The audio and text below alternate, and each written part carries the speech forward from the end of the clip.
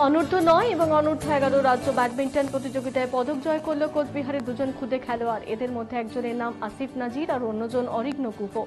বৃহস্পতিবার এই দুজনকে সম্বর্ধিত করল কোচবিহার লাকি স্পোর্টস ফাউন্ডেশন। সেপ্টেম্বরের 10 তারিখ থেকে 13 তারিখ পর্যন্ত কলকাতার হরিনাভি এলাকার স্টার ব্যাডমিন্টন একাডেমিতে হয় এই প্রতিযোগিতা।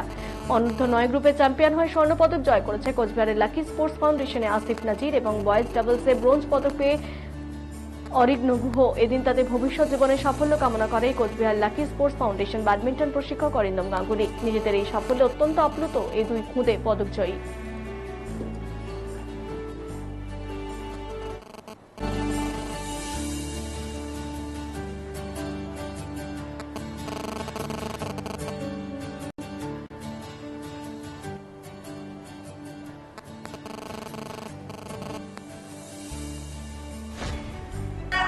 অ্যাকচুয়ালি কলকাতায় হরিনাভিতে একটা ব্যাডমিন্টন স্টেট চ্যাম্পিয়নশিপ হয়েছে, যেখানে অনূর্ধ্ব 9 এবং অনূর্ধ্ব 11 হয়েছিল খেলা।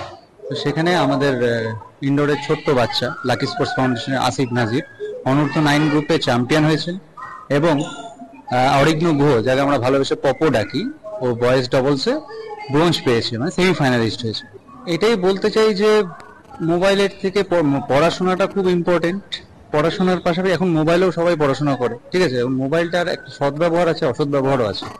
এখন সেই সৎ ব্যবহারে যদি আমরা যাই, সেইভাবে যদি মোবাইলটাকে ইউজ করি, তাহলে মোবাইলটা আমাদের আশীর্বাদ, ঠিক আছে। তো তার পাশাপাশি স্পোর্টসটা রাখা খুবই জরুরি, কারণ ফিজিক্যাল অ্যাক্টিভিটিস একটা বাচ্চার খুব দরকার। না হলে আজকাল বাচ্চাগুলো তো আমরা দেখতেই পাচ্ছি, ছোট ছোট বাচ্চাদের বিভিন্ন ধরনের রোগ টোগ হাবিজাবি অনেক কিছু হচ্ছে। তো অ্যাটলিস্ট ফিজিক্যাল অ্যাক্টিভিটিসে থাকলে তাদের আরো উন্নত হবে, তারা আরো ভালো জায়গায় যাবে। তুমি কেমন লাগছে তোমার? আমার খুব ভালো লাগছে। ভালো লাগছে। কতদিন থেকে প্র্যাকটিস করতে তুমি? 2 বছর। আচ্ছা আচ্ছা। তারপর ভালো সুযোগ হলো। তুমি কি পেয়েছো? গোল্ড। পেয়েছো তুমি? গোল্ড। গোল্ড মেডেল পেয়েছো। কত বয়সে, মানে কত বছর ছিল? তোমার বয়স কত? 8-9 পড়ছি। সবার থেকে বেশি সবারই সমান, কোচ এবং বাবা মাদের। সাফল্য পেয়েছো, কেমন লাগছে তোমার? ভালো লাগছে। কতদিন থেকে প্র্যাকটিস করতে? 3 বছর। কত? 3 বছর। 3 বছর।